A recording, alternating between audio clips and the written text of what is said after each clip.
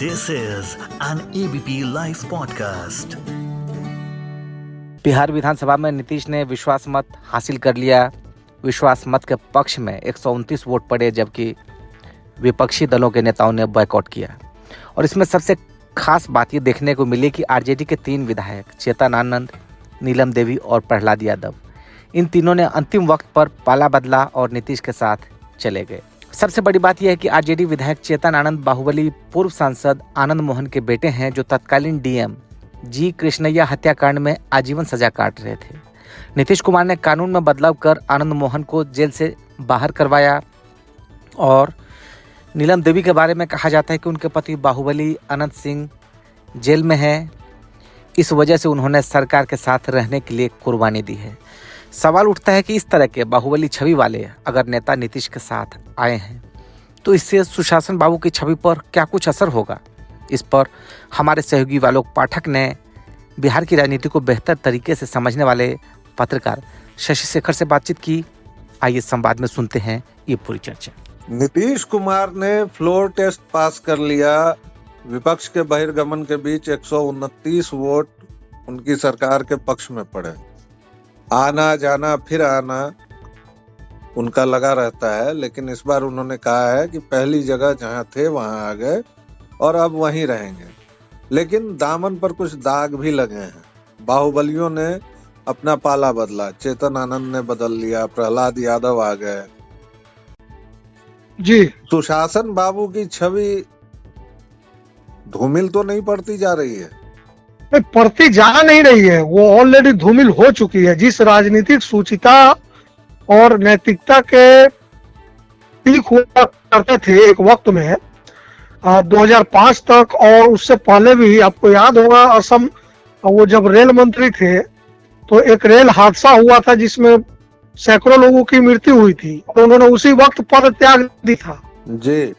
तो उतने मतलब इस दौर में इस तरह की राजनीति के प्रतीक रहे नीतीश कुमार। जिस तरह से उनको कहा जा रहा है कि वो 9 बार 18 साल के कार्यकाल में 9 बार जो शपथ ले चुके हैं, तो ये बताता है कि अब जो छवि है वो धूमिल नहीं, धूमिल से भी अगर उसको धूमिलतम कहा जाए तो कोई हर्ज नहीं है। और उसके बाद आप कह रहे हैं दूसरी बात कि बाहुबलियों की बात है, तो बाहुबली कोई बहुत बड़ा फैक्टर बिहार की राजनीति में उस तरह से नहीं रहा है। हर दल में इस तरह के लोग रहे हैं। हालांकि मैं आपको बताऊं कि नीतीश कुमार भी जब पहली बार आए थे तो उनको ठीक ठाक सपोर्ट मिला था ऐसे लोगों का, लेकिन उन्होंने 2005 के बाद से बिहार में अपराध के चरित्र को बदलने का काम किया था। जो पहले रंगदारी और अपहरण और इस तरह के खुलेआम काम होते थे, वहां से उन्होंने उन चीजों को बदला।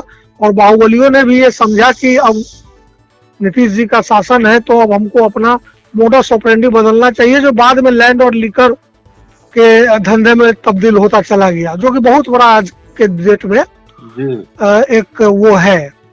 तो सिर्फ ये कहना कि बाहुबली 2-3 जो इस बार आपको सदन में दिखे होंगे बाहुबली पृष्ठभूमि के लोग को, इसकी वजह से उनकी छवि धूमिल हुई है, ऐसा नहीं है। बल्कि इनकी छवि संपूर्ण रूप से जो इनकी राजनीतिक कार्यशैली और राजनीतिक महत्वाकांक्षा की वजह से भी इनकी छवि काफी धूमिल हुई है।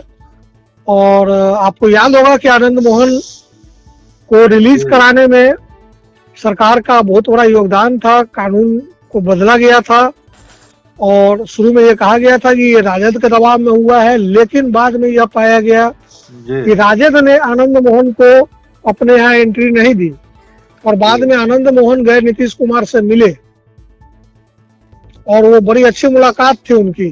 तो इस तरह से है चीजें जी। लेकिन यहीं पर लालू के साले के यहाँ बुलडोजर पहुंच गया और उन्होंने डर के मारे एमपी एमएलए कोर्ट में सरेंडर भी कर दिया। तो ये इसको कहा जा रहा है कि सम्राट चौधरी इफेक्ट जो लोग इसको बता रहे हैं, तो क्या चुनिंदा कार्रवाई हो रही है और चुनिंदा बाहुबलियों को प्रश्रय दिया जा रहा है? नहीं, ये कह सकते हैं, क्योंकि नीतीश कुमार के आने के बाद भी अब आप देखिए कि एक बहुत कड़ी कार्रवाई हुई थी और आप उसके गवाह भी है, आपने देखा है सिवान के जो पूर्व सांसद थे शहाबुद्दीन के खिलाफ, तो वो काफी अच्छी, मतलब हम लोग उसको मानते हैं कि वो एक शानदार न्यायिक प्रक्रिया के तहत उनको लाया गया, ट्रायल किया गया, क्योंकि कई अपराध इस तरह के हुए थे। उस दौर में भी एक बहुत अच्छे पत्रकार की हत्या हुई थी, राजदेव रंजन जी की सिवान में, जिसके बाद इस तरह से हुआ था। लेकिन ये आप ठीक कह रहे हैं कि बाहुबलियों का एक बड़ा वर्ग जो था वो समय को भांपते हुए राजनीति में आ गया, और राजनीति में आया और वो करीब करीब या तो एनडीए या जेडीयू या भाजपा या नीतीश कुमार के साथ, और उसमें बड़े बड़े नाम शामिल हैं, और वो लोग जुड़ गए, लोजपा के साथ जुड़ गए, जेडीयू के साथ भी रहे, भाजपा के साथ भी रहे, और उन लोगों ने अपने पूरे काम के तरीकों को बदल लिया और वो सरवाइव कर गए। दूसरी तरफ जो आप कह रहे हैं कि चुनिंदा कार्रवाई, तो चुनिंदा कार्रवाई मुझे लगता है कि इस तरह की राजनीति बिहार में अब तक तो शायद नहीं थी। मतलब पिछले 8-10 सालों में हम लोगों ने नहीं देखा था कि बुलडोजर पहुंच रहा है और इस तरह से हो रहा है, लेकिन पिछले 4-5 दिनों में ऐसा हो रहा है कि उधर देखा गया कि बीमा भारती के बेटे को उठा लिया गया और गिरफ्तार कर लिया गया, इधर आप कह रहे हैं कि बुलडोजर चल रहा है, तो ये संकेत कुछ ठीक नहीं है। इस तरह के चुनिंदा कार्रवाई की आवश्यकता, मतलब जो यूपी का मॉडल है या बुलडोजर वाला, वो बिहार में अब चलेगा, इसकी गुंजाइश दिख रही है, लेकिन ये मुझे लगता है कि लोकतंत्र के लिए ठीक नहीं है। जी, अब जरा बात राजनीति की। जी, लोकसभा चुनाव होने वाले हैं, लेकिन ओवैसी आज बिहार पहुंच रहे हैं। एआईएमआईएम के कार्यकर्ता की हत्या हुई है, जमकर नीतीश पर उन्होंने हमला बोला है, आरजेडी को बख्श दिया है। इसके अलावा प्रशांत किशोर पूरे राज्य में स्वराज की अलख जगा रहे हैं। नीतीश और भाजपा की राह मुश्किल होगी इन छोटे खिलाड़ियों की वजह से। मुझे उल्टा लगता है कि इन छोटे खिलाड़ियों की वजह से महागठबंधन की राह मुश्किल हो सकती है, क्योंकि जहां तक ओवैसी का सवाल है, ओवैसी की जो राजनीति है बिहार में, वो अब सीमांचल से निकल के उत्तर बिहार तक आ गई है। इनके जिस एक कार्यकर्ता की हत्या हुई है कल या परसों, वो भी शायद उत्तर बिहार के इलाके से ही आते हैं। और सीमांचल में तो पिछली बार उन्होंने 5 या 6 विधायक भी जीते थे, लेकिन उसके बाद गोपालगंज और कुढ़नी 2 जो उपचुनाव हुए थे, उसमें ये देखा गया था कि दोनों जगह महागठबंधन को हराने में इनकी बड़ी भूमिका रही है। अच्छा खासा वोट गोपालगंज उपचुनाव में भी ओवैसी की पार्टी को मिला था और कुढ़नी उपचुनाव में भी मिला था। तो जाहिर है कि वो वही वोट काटते हैं जो राजद का कोर वोटर है। एमवाई समीकरण में से जो एम है, वही वोट उनको ज्यादा मिलता है, और जाहिर है वही मिलेगा ही। तो इससे नुकसान भाजपा को नहीं होना है, नीतीश कुमार को हो सकता है पर्सनली, लेकिन बीजेपी को फायदा होगा। लेकिन नुकसान सबसे ज्यादा अगर किसी को होगा तो महागठबंधन को होगा, राजद को होगा, ओवैसी की वजह से। तो हम लोग ये बार बार कहते रहे हैं कि अगर बिहार में महागठबंधन को मजबूत स्थिति में रहना है तो सिर्फ कांग्रेस, आरजेडी और कम्युनिस्ट पार्टियों से काम नहीं चलने वाला है। यहाँ इनको ओवैसी को भी कंसीडर करना पड़ेगा, यहाँ इनको मुकेश सहनी को भी कंसीडर करना पड़ेगा, यहाँ इनको पप्पू यादव जैसे लोगों को भी कंसीडर करना पड़ेगा जो एक खास पॉकेट में अपना असर रखते हैं। जन स्वराज की जहां तक बात आप कर रहे हैं, प्रशांत किशोर जी की, तो ये मुझे लगता है कि जो पॉलिटिक्स ये कर रहे हैं इस वक्त, ये थोड़ा सा थ्योरेटिकली हाई क्लास की पॉलिटिक्स है।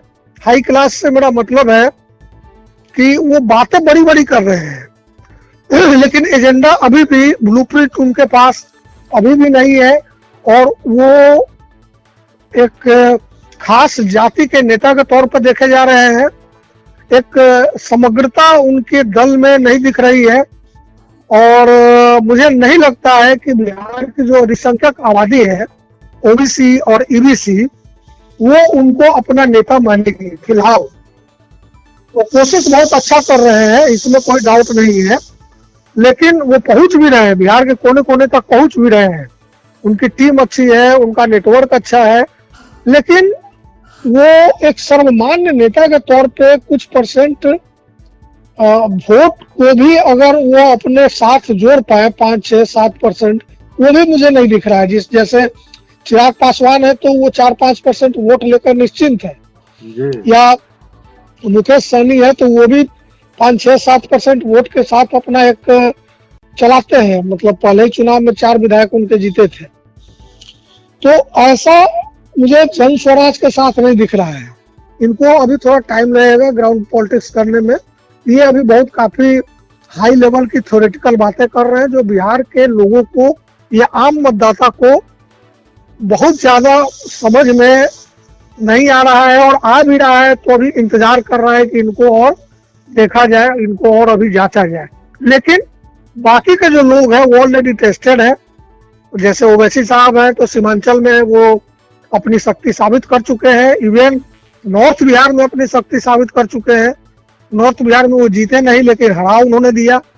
इसी तरह मुकेश सहनी है, कई सीटों पर, जैसे कुरन्नी में उनको 10,000 वोट आया था, गोचा उपचुनाव में उनको लगभग 25,000 से ज्यादा वोट आया था उनकी पार्टी को, जिसकी वजह से बीजेपी हारी थी। तो ओवैसी से बीजेपी को नुकसान नहीं है, ओवैसी से आरजेडी को नुकसान है, और जो छोटे दल है बिहार के, उनको साथ लाने की कोशिश तेजस्वी यादव को करनी चाहिए। ये हम लोग शुरू से मानते रहे हैं। जी, बहुत बहुत धन्यवाद शशि जी, आपने हमसे विस्तार से बात की, इसके लिए thank you very much. Thank you. This is an ABP Life podcast.